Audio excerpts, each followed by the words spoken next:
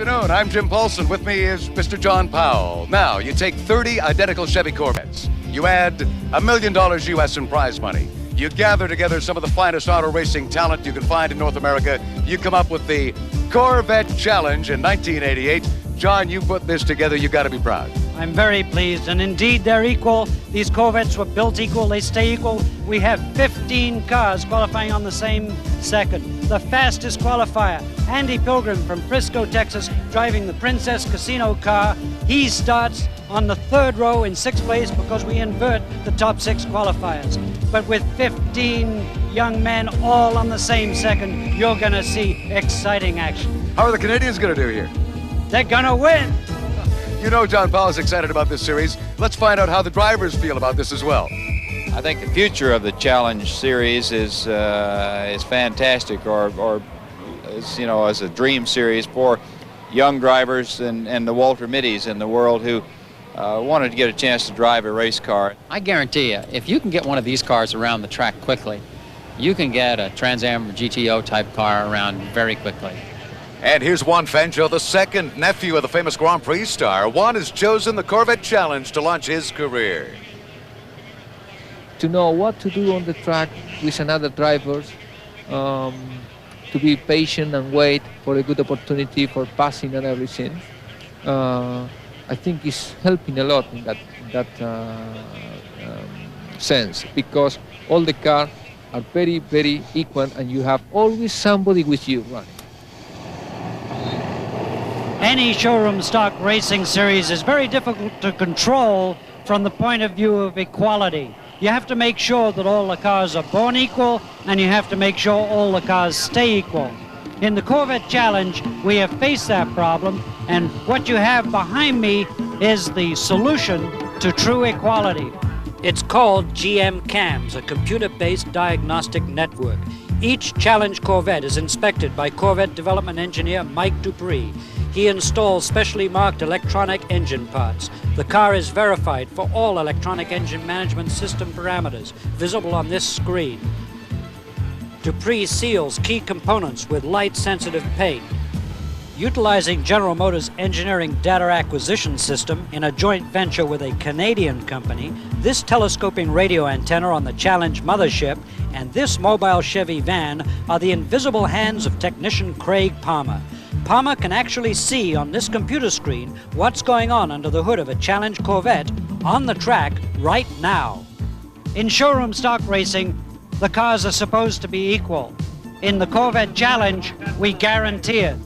And the Corvette Challenge ready to fly. Cars moving out on the pace lap right now, John. The Fast 6 inverted. Mark Wollekachuk, Scott Legacy end up in the front row. Stu Hayner, Bobby Carradine, the second row. Our fast man, Robin Buck and Andy Pilgrim back in that third row. And a very impressive field here, John. A lot of big names. Delighted to see Robin Buck actually qualifying a thousandth of a second behind Andy Pilgrim to sit on the third row. Really amazed to see Juan Fangio Jr. That far back on this grid lineup. And, of course, some great names in here. Our one female, Robin Dallenbach, will take part today. Peter Lockhart is beside Johnny Rutherford. Pete shouldn't be that far back. He had trouble in qualifying. Got Olympic athlete Bruce Jenner in here, John. The Archer brothers on hand. Another Canadian, Jack Bockstrom. They look in pretty good order coming through corner 10. I think we're ready for a green flag here, John. I think we're going to get it. Yes, it's a heartbeat of American start. Scott Legacy has got the early lead down into corner 1. Very fast guy from Florida.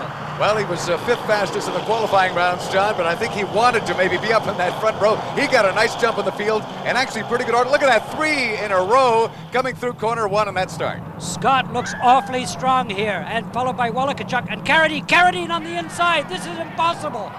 No! Almost out of, oh no, he takes somebody out here, John. Scott Legacy into the wall. Carradine continues. Wollekachuk takes the lead. Scott, the spirit of St. Augustine, is not happy. Isn't that a shame? He had a beautiful start here. Bobby Carradine literally crashing into him. There he is, trying to get back on the course. He's still going a little astray, and we're back to the leaders here. Carradine, the never-ending radical dude, the nerd, in second place, threatening Wollekachuk, and Scott Legacy all the way from first to last. Well, no question that Wallachuck has now taken charge here, but how long will that last? They have formed up into a beautiful line here now, John, and yet further back in the field, some beautiful fights continue. Corvette train, boy, these cars are close to 135 miles an hour at the end of the straight as they go up the last hill along the Andretti straightaway, and already Carradine moving on the outside with Wallachuck into corner 8.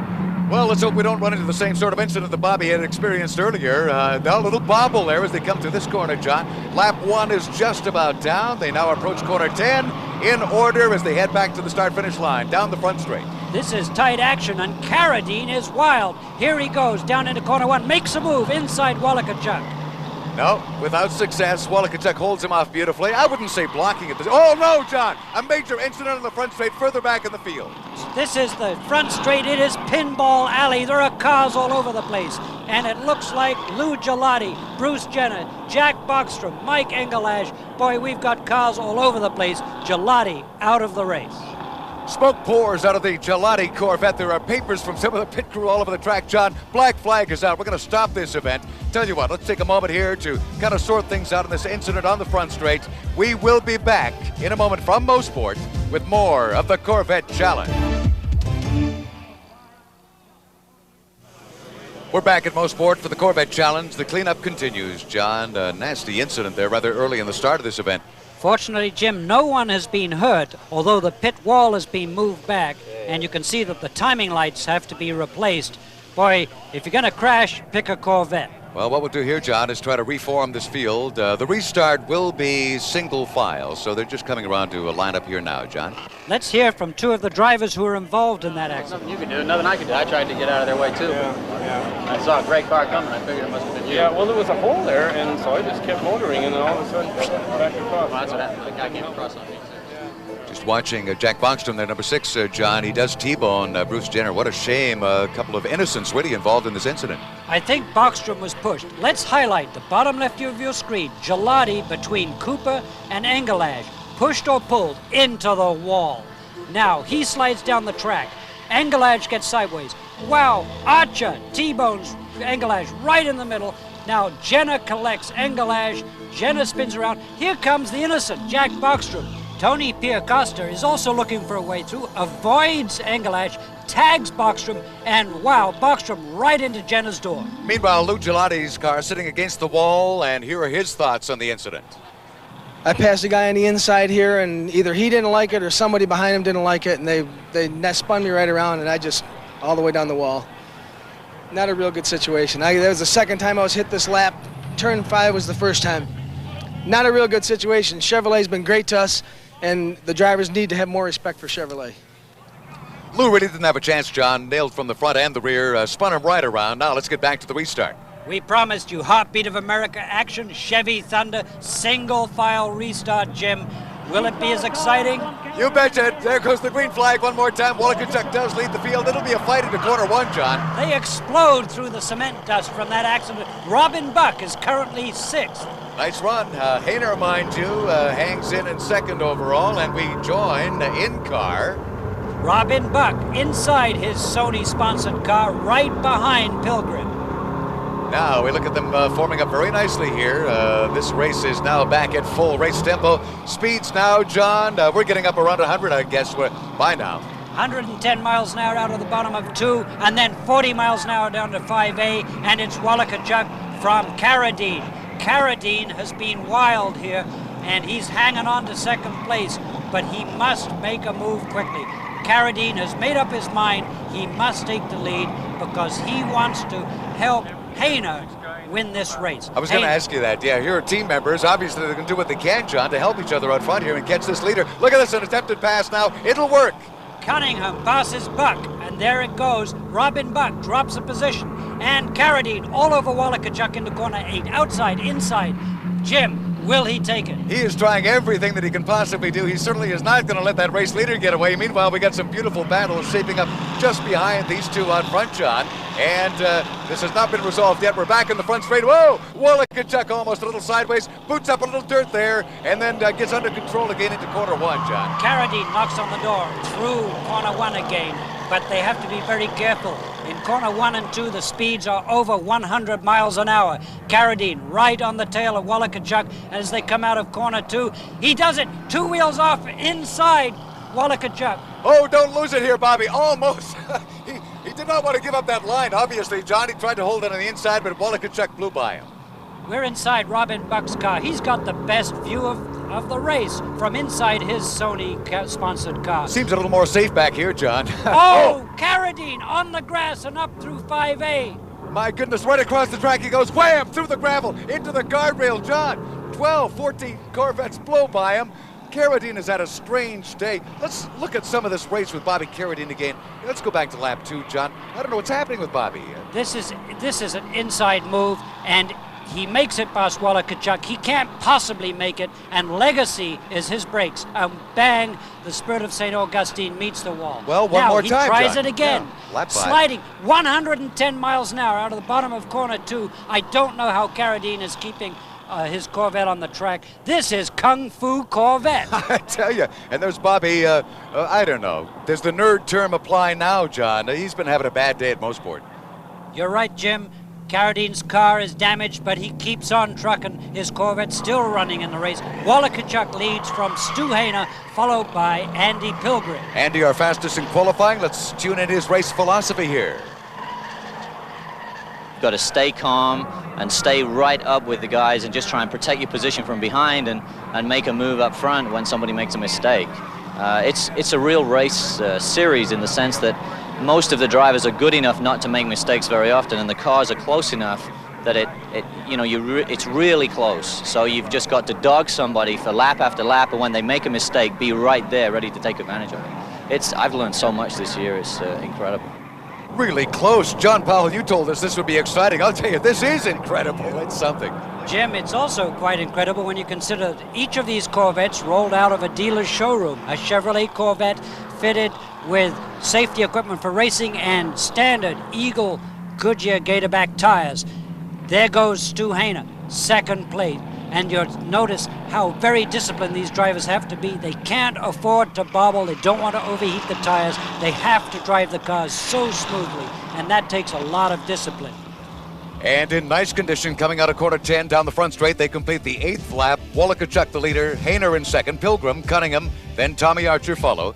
We'll be back after this break with more of the Corvette Challenge on CTV's Wide World of Sports.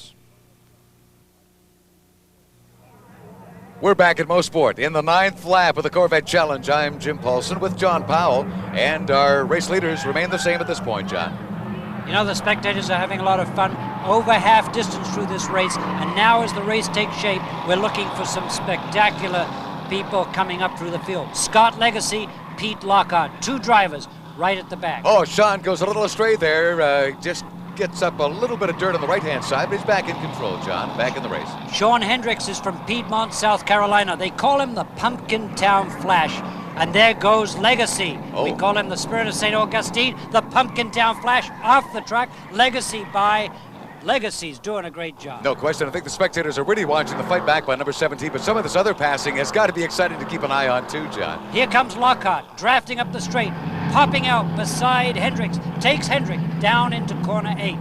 Hey, good to see Peter Lockhart getting in a nice run here in Canada one more time in this Corvette Challenge. He'll try to reel in more as they come back through corner 10 into the front straight again, John. And Hendricks is in the pits. Look at this. Legacy boots up some dust up on the curbing in the front straight, and he is really fighting to get back in the lead here, John.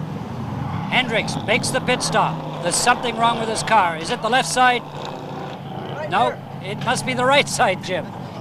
I think we found a flat tire, John. They'll try to service that immediately. Let's face it, again, we're looking at showroom stock racing. They'd experience the same problems you and I would on the highway. 5 nuts to change, Jim. This is a costly pit stop. It's going to put Hendricks right out of the action. Here's Sean Hendricks with some comparisons. There's not a whole lot of difference. The cars have a different computer chip in them and straight exhaust. They put out probably 35 more horsepower than the one off the showroom we put out. The Corvettes are the closest thing to a race car that you could buy in showroom stock racing. Well, nice smooth pit stop. He's back in the battle, and they're running in this $1 million Corvette Challenge, and more action, John. Lockhart side by side, Mark Bain through corner 8. Lockhart, the Iron Man here, takes corner 9 away from Bean and into 10. Lockhart's going to put his SO Protect car ahead all the way through corners 1 and 2. What a joy to have Peter Lockhart back, fighting his way up through this Corvette field. And oh, more action in the pits with Mike English. He stopped. The Panther Racing car, Engelash's car, was involved in that lap 1 red flag incident, out of the race. That's costly for him. $1 million in prize money for 10 races, and Engelash is finishing out of the money today. Meanwhile, Mark Walikachuk, of course, still very handily our race leader, and he is moving at Mosport now. Looks a little bumpy in spots there, but oh, he's in control, John. It's very important to get to the apex or the clipping point of every corner, and these drivers are trying to use every part of the racetrack. There's Carradine, way back down the field now. It's been a rough race for Carradine. You can't afford to lose discipline. Oh no, looking down at corner 5, a yellow flag coming out here, John. Something has happened back here. Something has happened. Smith is driving up the track on the left-hand side of the Andretti straightaway very slowly. His car is hurt. Bobby Carradine has gone astray. We didn't see him at all there. Let's go back here to corner 5, John. Have a look in the upper left-hand side. Let's see what happens here. Carradine tries to go around Smith. They touch. Smith goes into the grass. Carradine into the guardrail. Well, Carradine gone. There's RK. He's made it back to pit road, John. But Smith is out for the day. That's it for RK Smith, our 1985 Canadian driving champion. doesn't affect these front runners, though. I tell you, Walikachuk leads Hayner and Pilgrim, and a great fight out front here, John. This is the run to the flag now. Hayner is second in the championship, needs to win to gain the lead in the championship. 13 laps down, Walikachuk leading Hayner, Pilgrim, then Cunningham and Archer. Oh, this is going to be a wild finish. We'll be back with that right after this. We're back at the closing moments of the $1 Million Corvette Challenge in '88 at Mosport.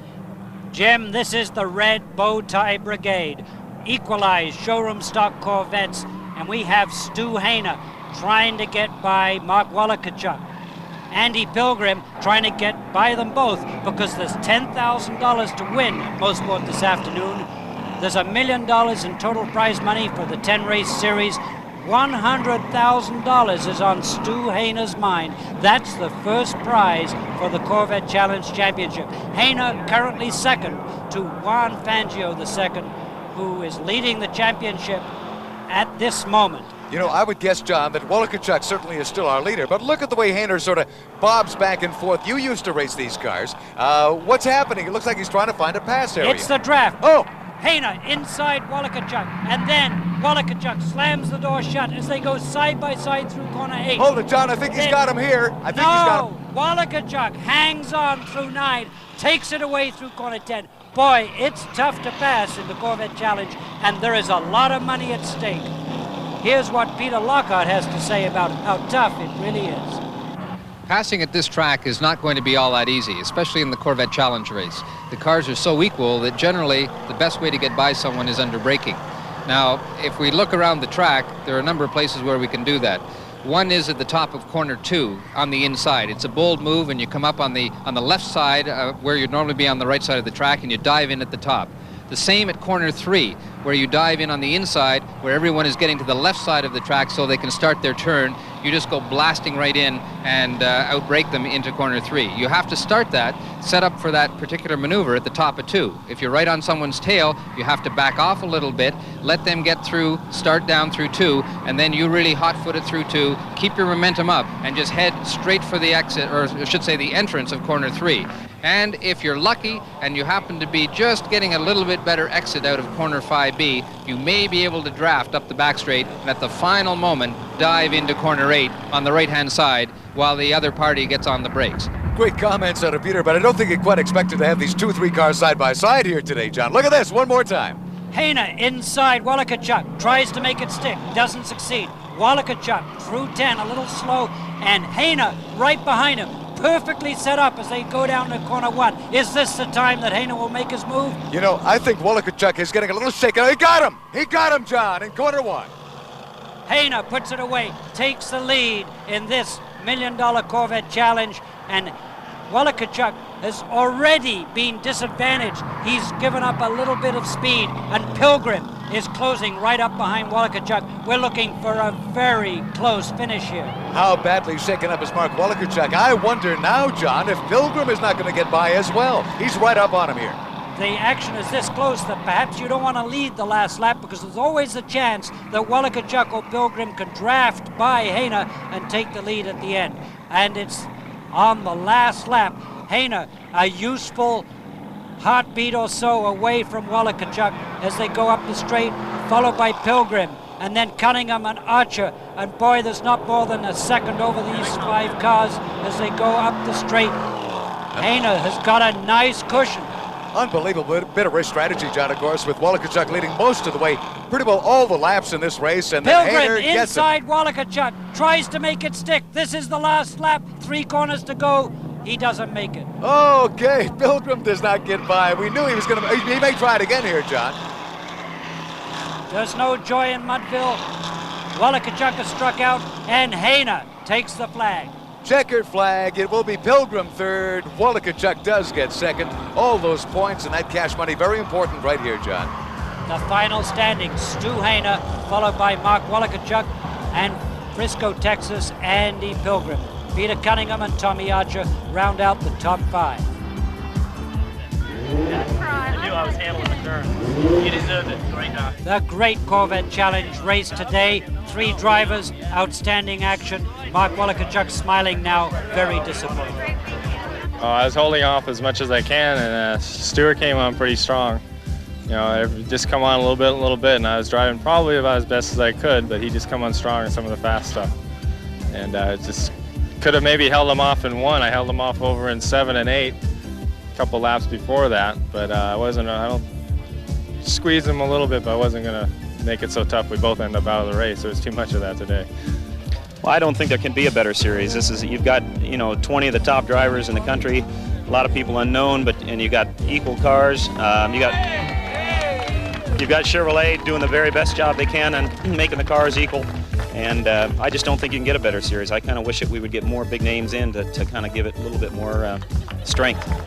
That award goes to Stuart Hainer. Would you welcome Stuart?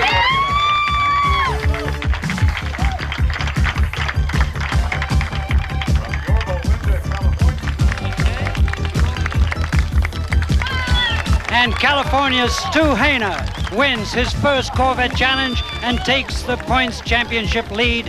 1 race to go at St. Petersburg, Florida. For Jim Paulson, I'm John Powell. Good afternoon.